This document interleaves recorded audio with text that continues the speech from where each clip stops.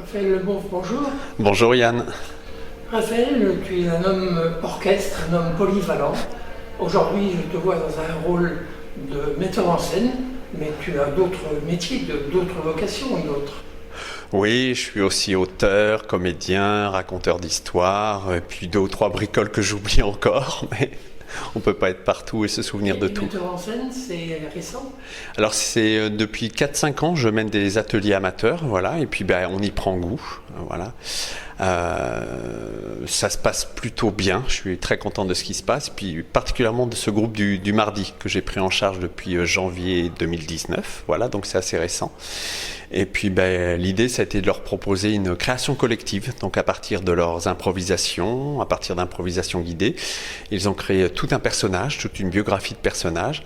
Puis après, j'ai mis ces personnages en interaction, et puis il en est sorti quelque chose qui tient plus que la route, voilà, puisque 90% du texte, c'est eux qui l'ont écrit.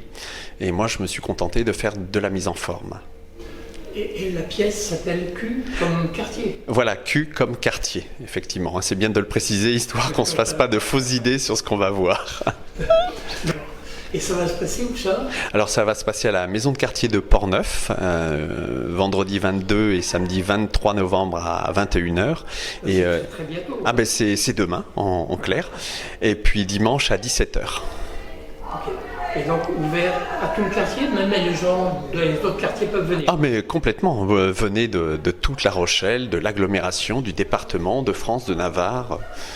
N'hésitez pas à venir, on sera là. D'accord. Donc une pièce internationale presque. Alors. Exactement. Voilà. Ça parle de quoi? De la vie d'un quartier? Alors en gros, c'est un quartier préservé, un petit village qui a été englobé par une grande ville.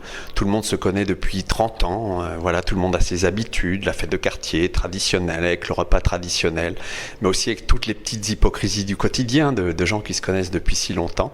Et puis à un moment, un événement extérieur, dont je ne peux pas vous parler, vient bouleverser la vie de cette communauté. Et donc c'est comment chacun va réagir à ce qui se passe, quoi. Avec un final particulièrement délirant. Mais ça, délirant. Mais là, je peux pas en dire plus non plus. D'accord, bien on essaiera de venir voir alors. Avec grand plaisir. Merci Raphaël. Avec grand plaisir Yann, merci.